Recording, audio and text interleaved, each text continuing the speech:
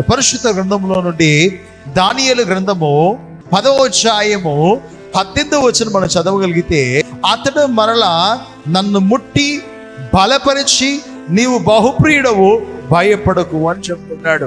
దేవుడు దానియేలుతో కొన్ని విషయాలు దర్శనం ద్వారా చెప్పాడు. పరిస్థితులు అన్ని ఇలా ఉండబోతున్నాయి అంటే దానియేలు ఏం చేస్తుంటే భయపడుతున్నాడు, దానియేలు కృంగిపోతున్నాడు.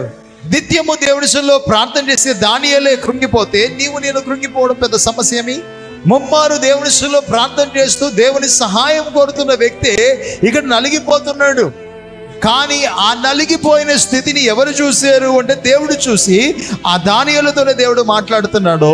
అతడు మరలా ముట్టి నన్ను బలపరిచి నీవు బహుప్రియుడవు, నువ్వు భయపడుకు అని దానియేలుతో చెప్పినట్టుగా ఈ వాక్యం వింటున్న సమయంలో ప్రభు నీతో మాట్లాడుతున్నాడు. ప్రభు నిన్ను బలపరచబోతు, ప్రభు నిన్ను ధైర్యపరచబోతున్నాడు, ప్రభు నిన్ను ఓదార్చబోతున్నాడు.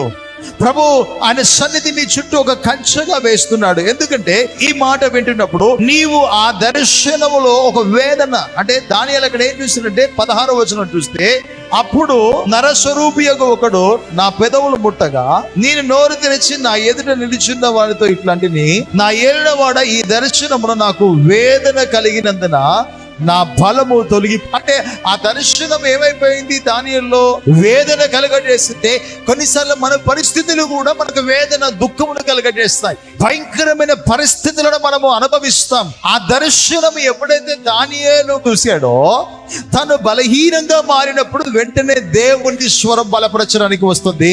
దానియేలు నీవు బహుప్రియుడవు అని చెప్పి దేవుడే దానియేలును ముట్టి బలపరిచి భయపడొద్దు అని చెప్తూ కింది వచనం చెప్తే 19వ వచనం చూస్తే, నీకు శుభమవును గాక, ధైర్యము తెచ్చుకొనుము అని నాతో చెప్పాను. అతడు ఇట్లా నేను ధైర్యము తెచ్చుకొని నీవు నన్ను ధైర్యపరిచితివి గనుక నా ఏలిన వాడవైన నీవు ఆజ్ఞ ఇమ్మమని ఎలిసా దానియేలు ప్రభువుని అడుగుతున్నాడు.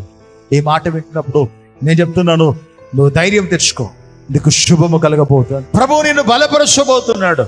నీకు ఏ వేదనతైతే నువ్వు కృంగిపోతున్నావో, ఏ పరిస్థితి అయితే నేను ఎలిసా నలగొడుతుందో, ఏ సమస్య అయితే నేను నలగొడుతుందో, ఆ సమస్య నీకు దూరం అయిపోవును గాక, ప్రభువు నిన్ను బలపరచును గాక.